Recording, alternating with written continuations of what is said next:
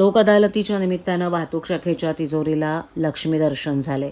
वाहतूक नियमांचं उल्लंघन केल्याप्रकरणी कारवाईचा दंड प्रलंबित ठेवणाऱ्या वाहन चालकांनी महसुलात भर टाकत ई चलान दंडाचं ओझं हलकं केलंय.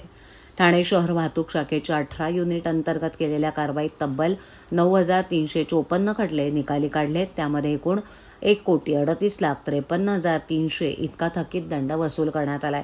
वाहतूक नियमांचं उल्लंघन केल्याप्रकरणी ठोठावण्यात आलेला दंड न भरणाऱ्या वाहन चालकांवर खटला दाखल करण्यात येतो.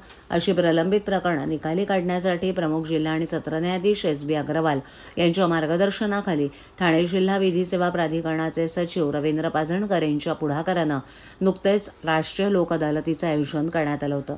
या अदालतीत खटले निकाली काढले असून वाहनधारकांनी आपली थकीत दंड न्यायालयात जमा केला असल्याची माहिती वाहतूक विभागाचे उपायुक्त पंकज शिरसाट यांनी दिली. वाहतूक पोलिसांकडून दंडाचे ई चलान वाहनधारकाच्या मोबाईलवर पाठवले जाते. यात दंड भरण्याकडे दुर्लक्ष करणाऱ्या वाहन चालकांवर खटला दाखल केला जातो. अशी हजारो प्रलंबित प्रकरणं तडजोडी अंती निकाली काढण्याची संधी दर 3 महिन्यांनी होणाऱ्या राष्ट्रीय लोक अदालतीमध्ये उपलब्ध केली जाते.